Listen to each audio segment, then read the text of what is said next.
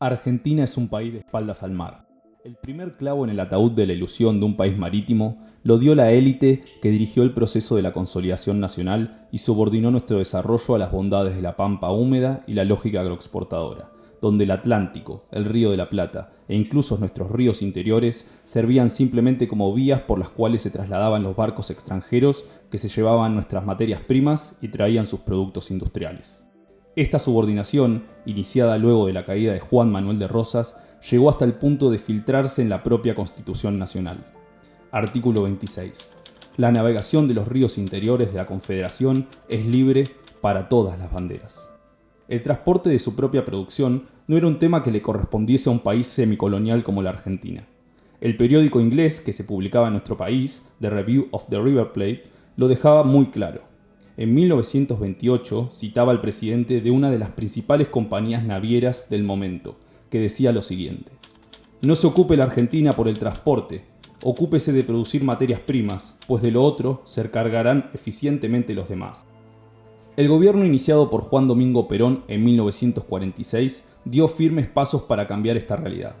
Durante los primeros gobiernos peronistas, la carga transportada por buques de bandera nacional creció en cantidad y calidad, con el Estado garantizando carga para la Marina Mercante Argentina a través de una firme política naviera que incluía cláusulas al respecto en todos sus acuerdos comerciales. Para el año 1948, la flota nacional ya era la más importante y moderna de la región, superando a Brasil y llegando a transportar, para el año 1953, casi el 25% de las exportaciones nacionales.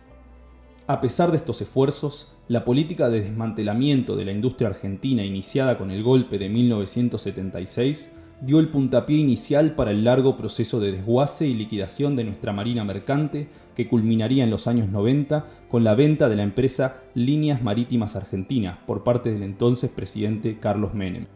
Por eso, aún siendo poseedores del octavo litoral marítimo del mundo, la segunda plataforma continental de mayor tamaño, un país bicontinental con inmensa biodiversidad y recursos marítimos, y sufriendo una vulneración total de nuestra soberanía en las Islas Malvinas e islas del Atlántico Sur, con el enemigo en nuestras propias costas, el desarrollo e integración del océano a la vida nacional parece aún una deuda pendiente.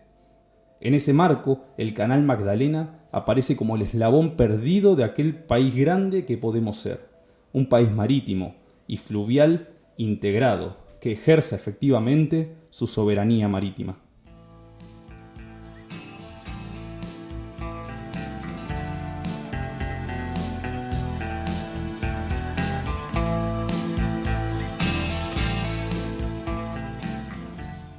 Fue en el año 1515 cuando comenzó a surcarse el Río de la Plata, con el navegante español Juan Pedro Díaz de Solís buscando la salida hacia el Océano Pacífico. En aquellos primeros años de navegación se utilizaban las costas del actual Uruguay como referencia orográfica, por sus convenientes montes, algo que no sucedía con una costa argentina completamente llana. Luego de situarse en el ingreso del Río de la Plata, utilizando las referencias señaladas en la costa uruguaya, los navegantes buscaban, posteriormente, el portón sur de Magdalena para ingresar en la vía navegable. Todos los documentos de la época aportan evidencia a favor.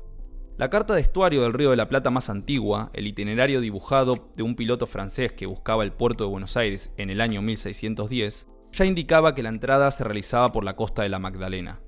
Ya para el año 1803, el marino militar y geógrafo español don Andrés de Ollarvide produjo un completo estudio del estuario inferior del río, identificando por primera vez la unión del Río de la Plata con el mar por medio del Canal Sur, o el conocido Canal de la Magdalena, definiéndolo así como un canal natural y de profundidad adecuada para la navegación de veleros con calado de hasta 20 pies. A pesar de esto, y en contra de toda lógica, por tener que navegar por el banco inglés, un banco pedregoso que representa un peligro para la navegación en la zona, a punto tal de que la cantidad de hundimientos que provocó lo han llegado a llamar el tragabarcos, la influencia inglesa en la zona impuso al puerto de Montevideo como un punto estratégico para el dominio del Río de la Plata. De esta forma, se consolidaba el Canal Punta Indio como la puerta al corazón de Sudamérica. Esta decisión del Imperio Británico no debería resultarle extraña a nadie que haya estudiado su historia. Inglaterra siempre se caracterizó por buscar controlar lugares clave: el Estrecho de Magallanes, el Peñón de Gibraltar, las Islas Malvinas, y la salida al principal río comercial de Sudamérica no iba a ser la excepción. En este contexto, el Canal Punta Indio apareció como la vía exclusiva hacia el Océano Atlántico. Se reconoce al canal Punta Indio como un canal artificial dragado en el lecho del Río de la Plata. Con 120 kilómetros de longitud, nace al sur de la ciudad de Montevideo en el denominado Pontón Recalada, y al norte del antes mencionado Banco Inglés, terminando en un punto llamado El Codillo, donde se conecta con canal intermedio que conduce hacia los puertos de La Plata, Buenos Aires y los situados al margen de los ríos Paraná y Uruguay. Esto no solo afecta la salida y entrada de bienes desde y hacia la cuenca del Plata, sino que parte a nuestro país en dos, separando a la Argentina fluvial de la Argentina marítima. Hoy por hoy cualquier buque que desee moverse entre puertos fluviales como lo son Buenos Aires o Rosario y otros puertos marítimos del sur como Mar del Plata, Bahía Blanca o Ríos Gallegos debe pasar obligatoriamente por las costas de Uruguay, dirigiéndose hacia el norte cuando se quiere ir al sur. Este es el caso, entre muchos otros, del buque regasificador Exemplar, que en el año 2021 descargó gas natural licuado en la terminal de Escobar para luego emprender el regreso al puerto de Bahía Blanca, teniendo que navegar hacia el este hasta la boya petrolera Rocha, donde la autoridad uruguaya ordenó su fondeo durante largas horas por tratarse de un buque gasero. Solo después de este recorrido innecesariamente extenso, pudo fijar rumbo sur para dirigirse hacia el puerto bahiense. Según las estimaciones, el recorrido fue por lo menos 24 horas más largo de lo que podría haber sido si hubiese navegado por un canal más directo, como es el canal de Magdalena. No es solo una cuestión logística, el canal Punta Indio se ha convertido en un canal de la dependencia, que impide que nuestro país pueda pensar en una política soberana sobre nuestras aguas, cortando con la posibilidad de navegar nuestros ríos y mares sin tener que transitar por zonas de jurisdicción extranjera, sino la posibilidad y la capacidad de plantear una estrategia coordinada y coherente para mirar hacia el sur y enfrentar los problemas geopolíticos y bélicos de nuestro Atlántico Sur. Además de esta cuestión y de un punto de vista estrictamente técnico, este canal cuenta con innumerables problemas que afectan a la eficiente navegación del mismo,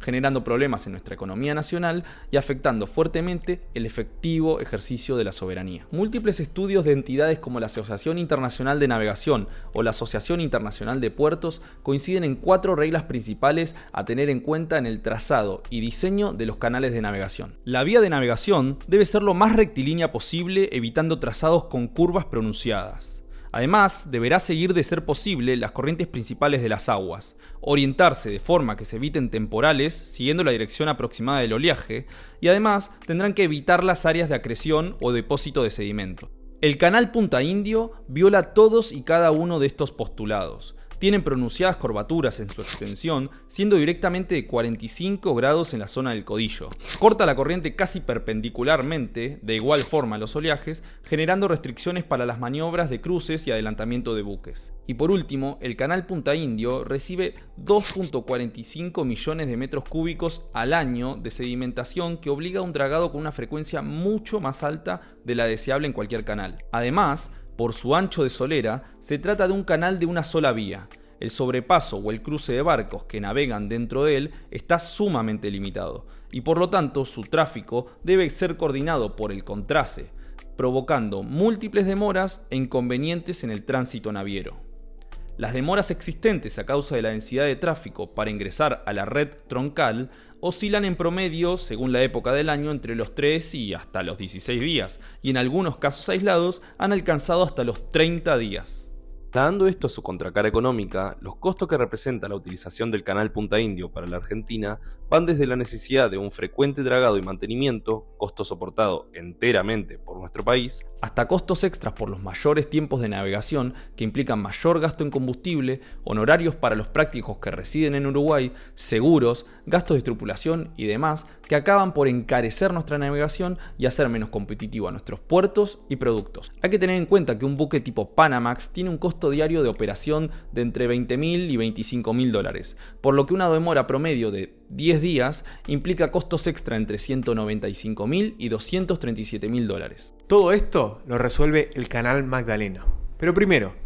¿qué es el Canal Magdalena? ¿En qué consiste la obra? Bien, la idea es sencilla. Consiste en una rectificación del canal intermedio a partir de la zona del Codillo, a través de una obra que se realizaría en 2 etapas. Primero se dragaría a una profundidad de 40 pies y por una extensión de 54,7 kilómetros, alcanzando ya en esta etapa un calado superior al que presenta el Punta Indio en la actualidad, de 34 pies. A esto le seguiría una segunda etapa, que podría realizarse ya con el canal en pleno funcionamiento, y que llevaría su profundidad final a los 47 pies, siendo apto para ser navegado por buques del tipo Panamax, un tipo muy extendido con el que hoy no se puede acceder a través de Punta Indio. En términos técnicos, el Canal Magdalena implica empezar a cumplir con los requisitos de la navegación marítima y fluvial de este siglo. Una vez completada la obra, se contará con un canal rectilíneo de doble vía que permite las maniobras y los sobrepasos, evitando peligros innecesarios, reduciendo costes y mejorando la competitividad de la logística argentina. Hay quienes reducen la discusión sobre el Canal Magdalena a una simple ecuación de costo-beneficio,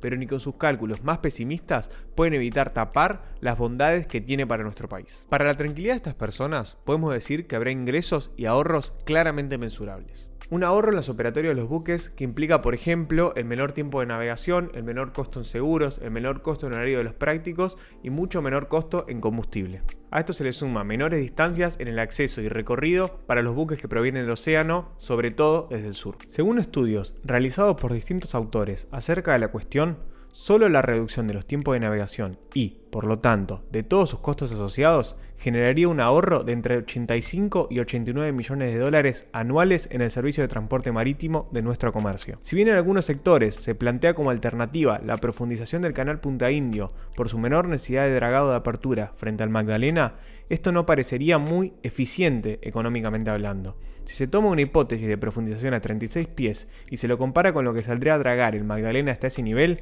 es posible visualizar que los 47 millones de metros cúbicos de material sedimentario que el Magdalena requiere extraer frente a los 18 millones de la otra opción son compensados en cuestión de 7 años, tiempo muy corto para este tipo de inversiones, por el mayor volumen de dragado de mantenimiento que requiere el canal Punta Indio por sobre el nuevo canal sur, que, expresado en dólares, representan casi 9 millones por año. Además, ya hablando de ingresos, se generarían en gran volumen por los servicios a los buques que fondean en las zonas de espera, que, con el nuevo canal, serían brindados desde puertos argentinos. En este sentido, podrían mencionarse como principales ingresos a los horarios de los prácticos que colaboran con la navegación en los canales de ingreso y acceso a los puertos, y los contratos de despachos que deben firmarse con una agencia marítima para acceder a cualquier servicio desde el puerto. En estas dos simples cuestiones ya se suman 40 millones de dólares al año. Luego se generarían otros ingresos más difíciles de cuantificar, entre los que se encontrarían aprovisionamiento de víveres, servicios médicos, gestión de residuos,